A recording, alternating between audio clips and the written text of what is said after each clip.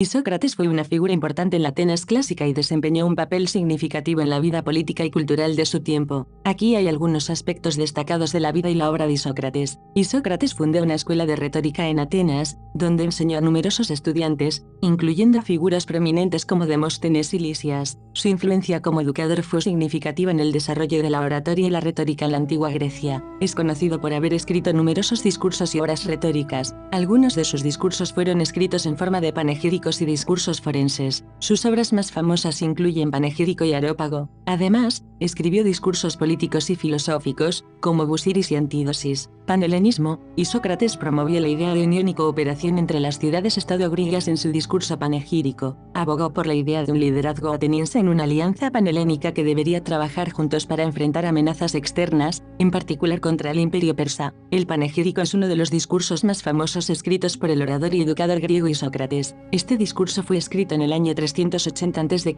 y es una de las obras más destacadas de Isócrates. El panegírico es un discurso panhelénico, lo que significa que se dirige a todos los griegos, en lugar de centrarse en los asuntos de una ciudad-estado en particular. El propósito principal del discurso panegírico es promover la idea del panhelenismo, que se refiere a la unidad y la cooperación entre las diversas ciudades-estado griegas. Isócrates argumenta que los griegos deben unirse bajo el liderazgo de Atenas para enfrentar amenazas externas, en particular contra el imperio persa. Propone la creación de una liga o alianza griega que actúe en conjunto para proteger a Grecia de los enemigos extranjeros. El panegírico también elogia la historia y la cultura griegas, destacando los logros y la grandeza de la civilización griega. Isócrates argumenta que la unión de los griegos permitiría preservar y promover estos valores y logros culturales. Este discurso es importante no solo por su contenido político, sino también por su estilo retórico y su influencia en la retórica griega y romana posteriores. Isócrates enfatiza la importancia del estilo y la persuasión efectiva en la retórica, lo que influyó en la forma en que se enseñó y practicó la retórica en la antigua Grecia. Su relación con el Areópago radica en su papel como educador y retórico. Isócrates fundó una escuela de retórica en Atenas, conocida como la Escuela Isocrática, que se centraba en la formación de jóvenes en el arte de la retórica y la persuasión. Entre sus estudiantes notables se encontraba Lisias, un destacado orador ático. El Areópago, en su capacidad como consejo aristocrático y legislativo, tenía un interés en asuntos legales y políticos, así como en la formación de jóvenes líderes. Isócrates y su escuela desempeñaron un papel fundamental en la educación de futuros líderes políticos y oradores, lo que podría haber tenido implicaciones en las decisiones y políticas que emanaban del Areópago. Crítico de la democracia ateniense, aunque Isócrates vivía en un periodo de democracia en Atenas, fue crítico de la democracia directa y abogó por un sistema de gobierno más moderado y una élite educada que gobernara. Sus puntos de vista políticos a menudo lo llevaron a conflictos con otras figuras políticas, como Demóstenes. Isócrates desempeñó un papel importante en la evolución de la retórica y la oratoria en la antigua Grecia. Su enfoque se centraba en el estilo y la persuasión efectiva en lugar de la lógica estricta. Esto influyó en la forma en que se enseñó y practicó la retórica en su escuela y más allá. A pesar de sus críticos y su enfoque en la persuasión sobre la lógica, el legado de Isócrates en el mundo de la oratoria y la retórica perduró. Su escuela continuó funcionando incluso después de su muerte, y sus obras fueron estudiadas y admiradas por siglos. Isócrates fue una figura polémica y sus puntos de vista políticos y filosóficos a menudo generaban debate en la Atenas de su tiempo. Sin embargo, su contribución a la retórica y la educación retórica dejó una marca duradera en la cultura griega y en la tradición de la oratoria occidental. Isócrates, un influyente orador, logógrafo y educador griego, nació en el año 436 a.C. en el Demo de Erquía, en el Ática, durante la 86ª Olimpiada, bajo el arcontado de Lisímaco de Mirriunte. Era el hijo de Teodoro y Edito, y tenía dos hermanos, Telesipo y Diomnesto, y una hermana llamada Anaco. La familia de Isócrates tenía una posición económica cómoda, ya que su padre se dedicaba a la fabricación de flautas y posiblemente otros instrumentos musicales con la ayuda de esclavos. Esta ocupación le aseguró una fortuna que los poetas cómicos, como Aristófanes, a menudo mencionaban de manera humorística en sus obras. Isócrates y sus hermanos tuvieron acceso a una excelente educación gracias a su situación económica, lo que les permitió destacarse en su formación. Isócrates también tuvo la oportunidad de actuar como corego, un patrocinador que financiaba y organizaba la producción de obras teatrales en Atenas. Durante su educación, Isócrates asistió a debates y discusiones en Atenas, participando en la vida intelectual de la ciudad. fue influenciado por filósofos y oradores prominentes de la época, incluidos Sócrates, Terámenes, Gorgias, pródigo de Ceos y Tisias de Siracusa. Esta sólida formación y su exposición a diversas corrientes de pensamiento influyeron en su posterior carrera como orador y escritor, convirtiéndolo en una figura importante en la retórica y la educación de la Atenas clásica. Y Sócrates, influenciado tanto por Gorgias en aspectos formales como por Sócrates en cuestiones ideológicas, se convirtió en una figura importante en la Atenas clásica. Perdió la herencia paterna durante la guerra del Peloponeso, lo que lo llevó a trabajar en la enseñanza para mantenerse económicamente. Dirigió una escuela de oratoria en la isla de Quíos y luego regresó a Atenas alrededor del año 403 a.C., donde se dedicó a escribir discursos judiciales y políticos por encargo en lugar de buscar una carrera política. Su apariencia física, caracterizada por su timidez, complexión menuda y voz débil, contribuyó a su elección de no seguir una carrera política tradicional. En el año 392 a.C., Isócrates fundó una escuela de oratoria en Atenas que se hizo muy famosa. Su enfoque educativo no solo se centró en la retórica, sino que también incluyó la educación ética de los ciudadanos. Este énfasis en la ética y la formación de líderes políticos distinguió su escuela de las enseñanzas de los sofistas contemporáneos, a quienes criticó por su falta de referentes éticos. Isócrates creía que la regeneración política de Grecia solo era posible a través de la unificación de las ciudades-estado, y esta idea central se refleja en su famoso discurso llamado Panegírico, que escribió en el año 380 a.C. La escuela de Isócrates tenía un ciclo de estudios que duraba entre 3 y 4 años, y la relación entre el maestro y sus estudiantes era cercana y afectuosa. Limitaba el número de estudiantes a un máximo de 9 para poder influir directamente en su formación como futuros líderes políticos. Su objetivo era recuperar la grandeza de la cultura griega creando una nueva generación de jóvenes a través de la educación, paideia, con la esperanza de reformar la ciudad-estado a través de sus futuros líderes. Estos líderes actuarían como guías y educadores para el resto de la ciudadanía, y esta visión de la educación y la política fue la semilla del posterior humanismo occidental. Isócrates depositó sus esperanzas iniciales de regeneración política en el proyecto de Filipo II de Macedonia. El ciclo de estudios de su escuela duraba entre 3 y 4 años y la relación que sostenía con sus estudiantes era íntima y afectuosa, en lo que ayudaba a su reducido número, un máximo de 9, para ejercer una influencia directa en cada uno y dedicar todo el tiempo posible a su formación como hombres políticos. Su propósito era recuperar el esplendor de la cultura griega creando una nueva juventud por medio de la educación, paideia, con la intención de reformar la ciudad-estado por medio de sus futuros líderes. Estos, como elemento multiplicador, actuarían como los orientadores y formadores del resto de la ciudadanía, pues esa era la única manera de fortalecer instituciones sólidas y políticamente saludables como los ciudadanos que las compondrían. Este fue el punto de partida del posterior humanismo occidental. De manera más específica, Isócrates depositó sus expectativas de regeneración inicialmente en el plan político de Filipo II de Macedonia. Su escuela comenzaba a enfrentar el desafío de su propio éxito. Llegó a contar con 100 alumnos, cada uno de los cuales pagaba 1000 dracmas. Isócrates también estaba en gran demanda como orador. Plutarco relata que Nicocles de Chipre, por ejemplo, le pagó una suma considerable de 20 talentos por sus discursos dirigidos a él. De esta manera, Isócrates recuperó su estabilidad económica personal. Fue convocado para asumir la trierarquía, una liturgia muy costosa, y aunque se excusó en el año 355 a.C., finalmente tuvo que cumplirla en el 352 a.C. Este episodio se menciona en su discurso. Durante algunos años, Isócrates vivió con una ateniense, pero más tarde se casó con Platane, viuda del orador Hipias de Elis, y adoptó a su joven hijo Afareo. Según Diógenes Laercio, Aristóteles de Sicilia, un retórico griego, escribió un panegírico sobre él y su obra. El estilo de Isócrates es fluido, con frases complejas y abundancia de antítesis. Entre sus discípulos se encontraban los oradores Hipérides, Iseo y Licurgo, y su influencia también se puede apreciar en oradores posteriores como el griego Demóstenes y el romano Cicerón. Se conservan 21 discursos y 9 cartas atribuidos a él. A pesar de que los críticos alejandrinos lo clasificaron en cuarto lugar entre los oradores griegos, sin duda alguna fue el más influyente. Isócrates tenía una aversión por la filosofía platónica, expresando: desapruebo la paideia que ha llegado a nuestros días, a saber, la geometría, la astronomía y la discusión de cuestiones litigiosas. La joven generación encuentra en esto un gran placer. En los ancianos, nadie lo sentirá más que como algo insoportable. Falleció como resultado de un ayuno voluntario debido a la pérdida de la independencia de Grecia tras la batalla de Queronea en el año 338 a.C.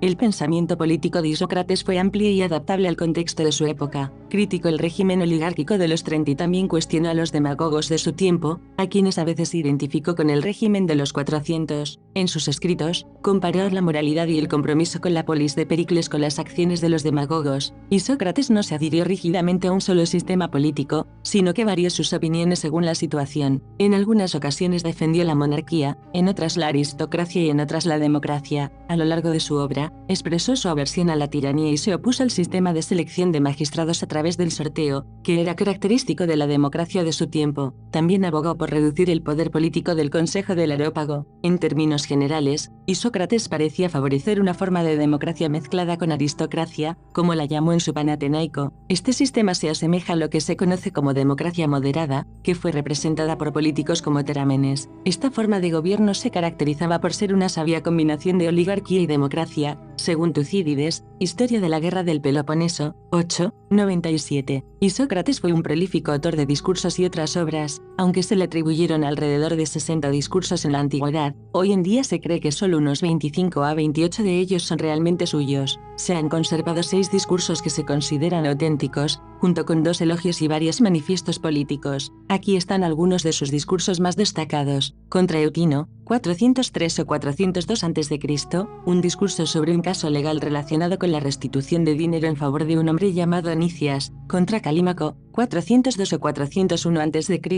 y Sócrates pide una excepción legal basada en una ley instaurada por Arginos. Contra Logites, entre el 400 y el 396 AC, este discurso se centra en un caso legal particular. Sobre el trofeo, 396 o 395 AC, y Sócrates defiende al hijo de Alcibíades en un caso en el que su padre fue acusado de no devolver uno de los trofeos ganados en las Olimpiadas. Trapecítica, entre el 393 y el 391 AC, este discurso trata sobre un banquero que se negó a devolver un depósito, y el demandante era del reino del Bósforo. Eginética, 390 o 391 AC, y Sócrates se involucra en un caso de herencia que involucra a personas fuera del Ática, lo que destaca su renombre internacional. Elogio de Helena, publicado entre el 390 y el 380 a.C., un elogio que encaja con el gusto sofístico por los elogios paradójicos. Busiris, publicado antes del 390 a.C., otro elogio paradójico característico de la época sofística. Panegírico, 380 a.C.,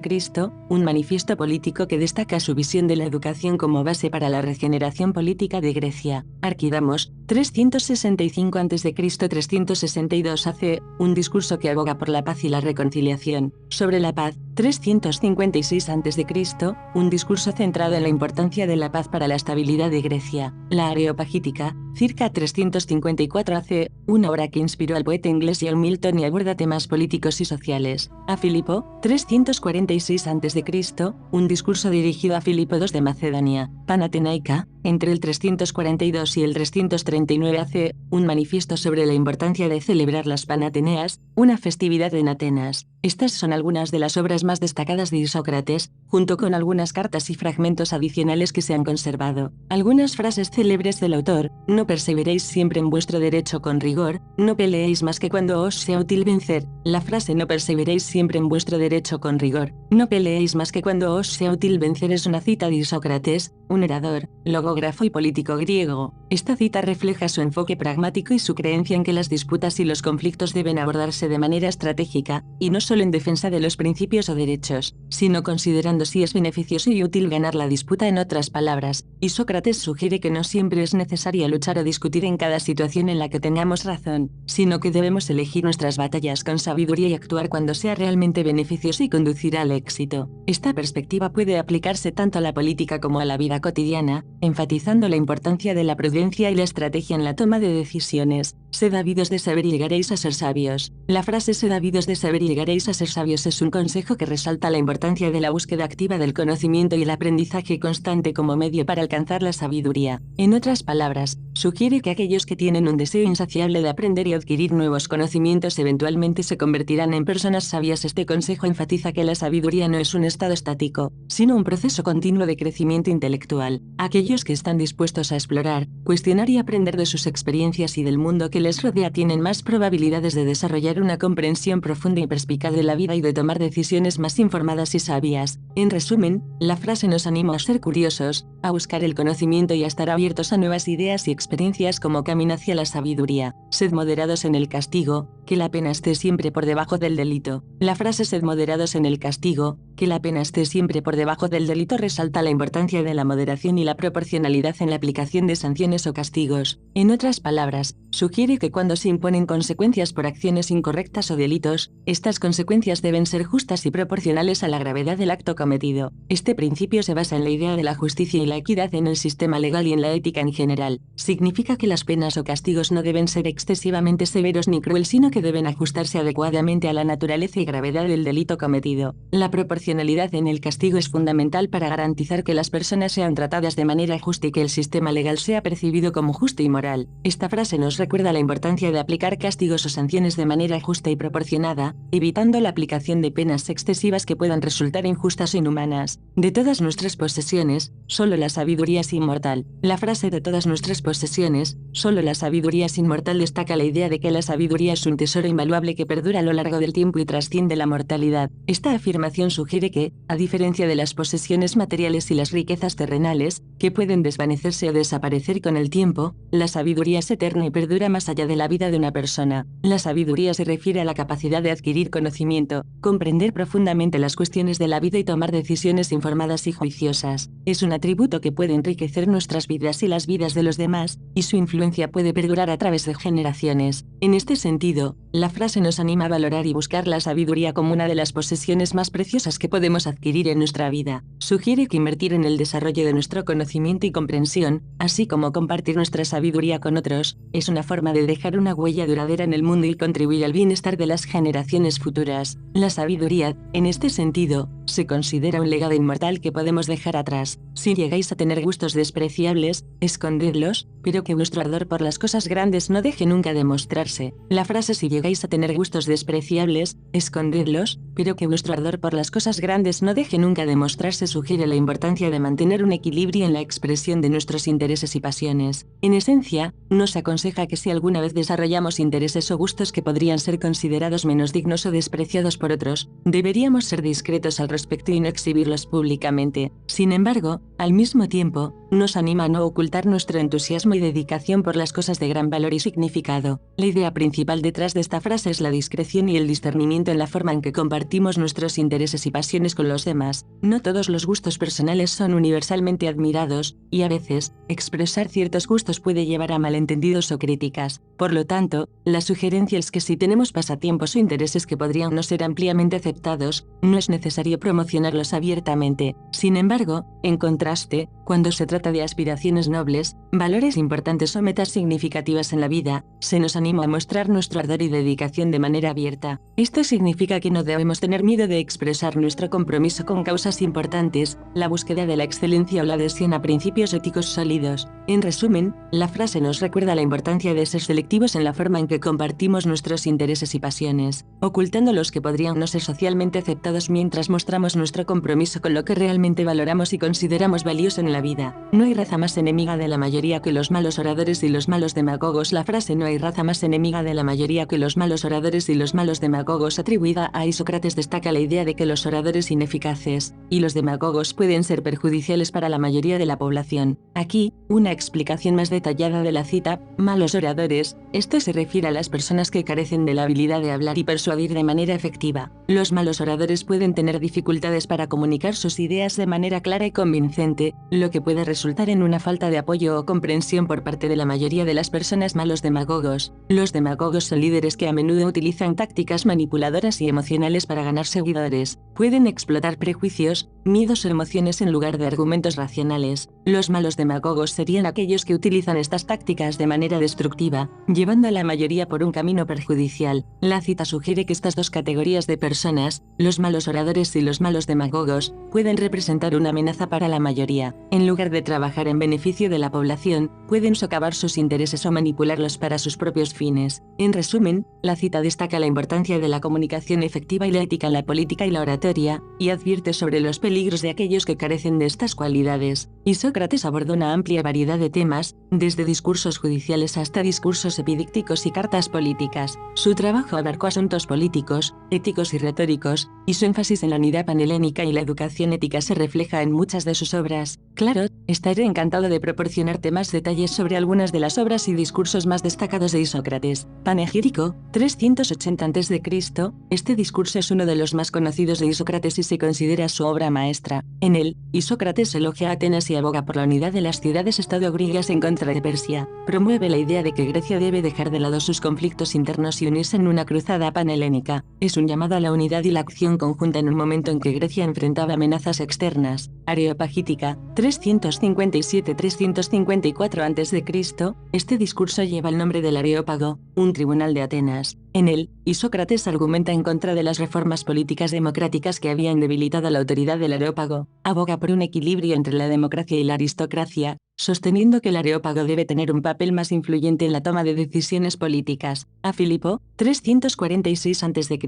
En este discurso, Isócrates se dirige a Filipo II de Macedonia, instándolo a liderar una cruzada panhelénica contra los persas, una idea que también expuso en su panegírico. Es un intento de persuadir a Filipo de que unificar a Grecia bajo su liderazgo sería beneficioso tanto para Macedonia como para el mundo griego. Panatenaico, entre el 342 y el 339 AC, este discurso es una especie de informe sobre los Juegos Panatenaicos de Atenas. Isócrates elogia la importancia de estos juegos y su papel en la educación y la cultura griega. También destaca la necesidad de mantener las tradiciones y la unidad panhelénica. Elogia a Helena. En este elogio paradójico, Isócrates elogia a Helena, la figura mitológica responsable de la guerra de Troya. Su enfoque es destacar su belleza y cómo su influencia llevó a la famosa guerra. Es un ejemplo del gusto sofístico por los elogios paradójicos. Contra los sofistas, este discurso es una especie de declaración de principios de Isócrates al abrir su escuela de retórica. En él, critica a los sofistas contemporáneos y expone su visión de la educación retórica como una herramienta para formar ciudadanos éticos y competentes. Estas son solo algunas de las obras más destacadas de Isócrates. Su influencia en la retórica y la política de su tiempo fue significativa, y sus escritos continúan siendo objeto de estudio y debate en la actualidad.